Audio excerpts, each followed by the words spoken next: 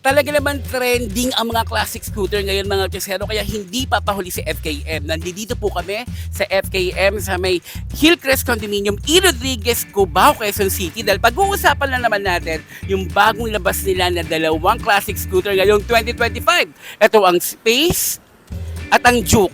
Pero ang gagawin natin, syempre, magkaiba ang vlog para naman magkaintindihan tayo, di ba? Kung ano bang ibinibigay nitong dalawang to. Kaya naman, hello mga Tisero, mga boss, mga paps. Welcome back to Archie's Alonso Motovlog. Yes, at kung di ka pa nakasubscribe, subscribe na. Don't forget to hit like, share, comment, and hit that notification icon sa channel nag-start ng pagka-canvas sa mga motorcycle units, parts, and accessories.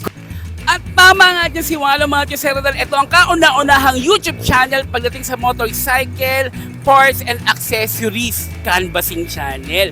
Kaya ngayon, mga Tisero, unahin natin pag-usapan itong Juke 150 ng FKM in 5, 4, 3, 2, 1.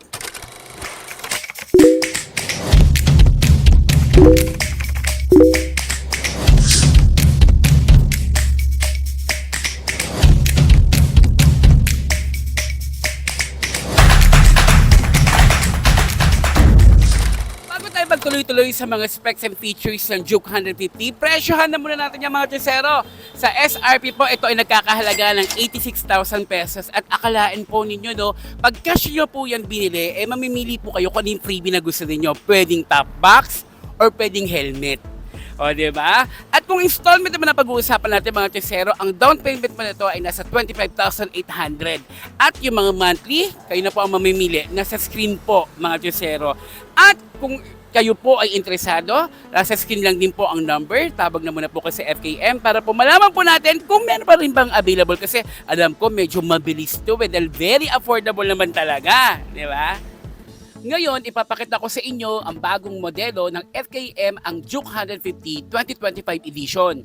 Isa itong modern classic scooter na binalanse ang retro look at modernong features. Makikita natin dito ang classic body design na may malinis at eleganting linya, bagay na bagay para sa mga rider na gusto ng forma at praktikalidad. Meron din itong comfortable seat design, wide footboard para sa mas relaxed na ride. At syempre, ang makabagong headlight at signal lights na nagbibigay ng dagdag visibility at style. Mapapansin agad ang modernong hexagon-shaped headlight na naka-LED na, kaya malinaw at malakas ang buga ng ilaw kahit gabi o maulan. Kasama nito ang sleek na front signal lights na nakapaloob sa body, kaya mas malinis tignan at dagdag forma sa overall design.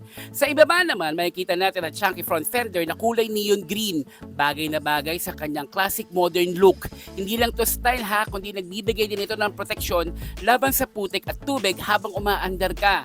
Makikita rin ang wide front panel na minimalist ang dating, dala ang FKM logo sa gitna para sa premium na presensya. Dagdag pa dito ang kombinasyon ng telescopic front forks at front disc brake na nagbibigay ng safety at stability sa ride. Ang size ng gulong nasa 90 by 90 by 12 tubeless, kaya masasabi natin sa harapan pa lang panalo ng FKM Juke 150, modernong classics na scooter na may style, visibility at safety features na swak sa daily ride. Isa sa pinakamodernong feature ng Juke 150 ay ang digital panel gauge na to. Hindi ko lang mabuksan kasi wala tong battery, pero ito ay base sa mga nakita ko na merong activated na. Ang masasabi ko lang is malinaw, maliwanag at madaling basahin kahit araw o gabi. Makikita dito ang speedometer, fuel level at iba pang riding information na sigurado makakatulong para safe at informed ka habang nasa kalsada. Pansin nyo ba itong illuminated switches? Naku, napaka-astig niyan at functional kasi kahit gabi o madilim, kita mo agad ang mga pindutan. Hindi ka na manghuhula kung alin ang busina, signal light o headlight switch. Wala lang itong baterya mga Chesero, pero napapalibutan po yan ng ilaw. Pang-inon natin yan kasi wala akong baterya talaga. Pero sa gabi, naku, very visible talaga yan. So sa kanan po, meron tayong hazard switch, meron tayong headlight control at electric start. Sa kaliwa naman, meron tayong high beam and low beam, turn signal at horn. Makikita natin dito na merong itong multifunction key switch na hindi lang pang start ng scooter kundi kasama na rin ang lock system at quick access para sa fuel at seat compartment. Isang pindot lang, pwede mong buksan ang seat para sa storage o kaya ang fuel cap para mabilis magpagas. Bukod dito, may kasamang utility hook sa bandang harap, perfect para isabit ang mga grocery o maliit na bag, dagdag convenience para sa mga daily riders. Isa sa mga pinaka-practical ng feature na to ay dahil meron itong USB port socket, so pwede na tayong mag-charge ng cellphone natin habang bumabiyahe. Dako na tayo sa upuan mga Chesero. Makikita naman natin dito ang mahaba at wide ang seat design kaya komportable kahit pang solo ride o may angkas. Ang kapal ng foam. Grabe, alam mo ito ay sapat na talaga para magbigay ng relax na riding position, lalo na kung pang araw-araw na biyahe. So ang material nito ay gawa sa premium leatherette cover na hindi agad dumudulas at madaling linisin kaya siguradong matibay at pangmatagalan. Dito naman tayo sa likod ng FKM Juke 150. Mapapansin agad ang modernong LED taillights design na napaka-unique. Circular ang hugis na may pattern sa loob kaya kitang-kita sa gabi at mas visible ka sa kalsada. Dagdag sa safety lalo na sa traffic. Sa magkabilang gilid naman makikita ang slim vertical signal lights na nakadikit sa body panel. Malinis ang pagkakalagay kaya hindi lang pang style kundi practical din dahil malinaw para sa ibang motorista kapag liliko ka. Nakasetup ito ng hydraulic rear shock kaya kahit may lubak or rough na daan, mas stable at komportable pa rin ang biyahe mo. Ideal ito para sa city commuting at maging sa mahabang ride. Pagdating sa gulong, naka 3.50 by 10 rear tire ang Juke 150. Mas makapal ang lapad nito kumpara sa harap kaya nagbibigay ng dagdag grip at stability lalo na kapag nakaangkas ka o loaded ang scooter. Sa preno naman, gamit ito ang rear drum brake, simple pero reliable, sapat na para sa dagdag stopping power na complement sa harap ng disc brake. Kaya naman pag pinagsama mo ang hydraulic shock, wide rear tire at drum brake system ay panalo na to sa comfort talaga, stability at safety ang likuran ng FKM Juke 150. Punta naman tayo sa puso ng FKM Juke 150. Ito ang makina, naka single cylinder, 4-stroke, air-cooled engine at naka 150cc. Sakto lang ang power para sa daily city riding at kahit pang weekend long rides.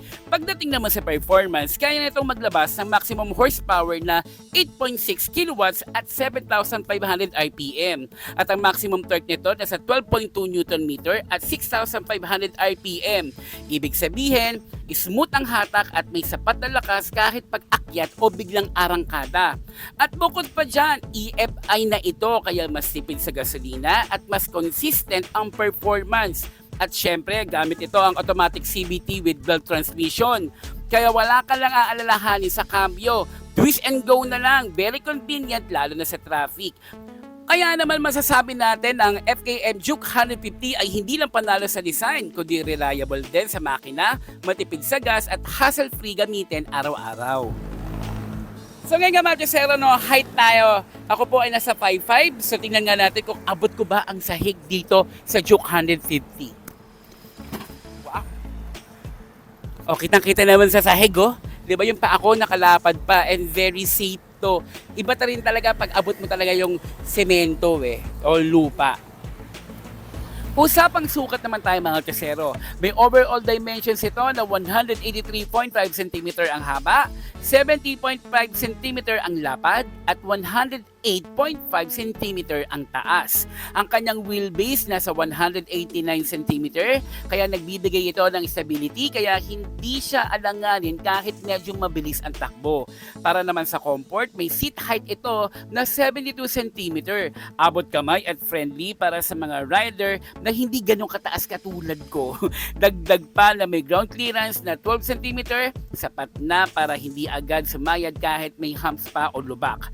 Magaan din ang scooter na to dahil meron tong 99 kilograms na curb weight kaya madaling i-handle at i-park. At higit sa lahat, may fuel tank capacity na 6.5 liters kaya sulit ang bawat karga ng gasolina at mas mahaba ang biyahe bago magpa-refuel. Kaya pagdating sa sukat, bigat at fuel capacity, panalo-panalo ang Juke 150 para sa mga naghahanap ng praktikal at tipid sa pang-araw-araw na ride. So ngayon nga mga Josero, nakita na natin kung ano ba binibida nitong Juke 150. Sa halagang 86,000 pesos, may classic scooter ka na, di ba? Sobrang ganda talaga, very affordable. So ngayon naman, pag-uusapan natin yung isa pang classic scooter ng FKM, ito naman yung Space. Kaya thank you so much po sa lahat po ng mga nanood, nag-comment at nag-subscribe. I-share nyo rin po ito sa mga kaibigan po ninyo na interesado bumili ng classic scooter. Thank you! Hello mga Chesero, mga boss, mga paps! Ilang beses ka naman na-flat sa gitna ng biyahe. Nako, tag-ulan pa naman at traffic pa, napaka-hassle. Kaya naman ipapakilala ko sa inyo ang Bushy R Tire Sealant. Murang-mura sa halagang 40 pesos pero original at subok na. Sa isang bote lang kaya nitong selyuhan ang butas ng gulong mo in seconds. Ito ang mga benefits ng tire sealant. Emergency ready, easy to use, pang motor, tricycle. Walang chemical smell, kaya walang aberya. Para ka may mekanikong kasama saan ka man magpunta. Kaya naman mag-Bushy R Tire Sealant na. Original, subok, maaasahan, walang takot sa tusok. Sa halagang 40 pesos, pang matagalan ng proteksyon. Kaya mga paps, huwag nang palampasin kung interesado ka. Tumawag lang po sa number na naka-flash sa screen. O kaya naman maging reseller, pwedeng pwede. Bushy R, hindi basta sealant ha, lifesaver sa daan.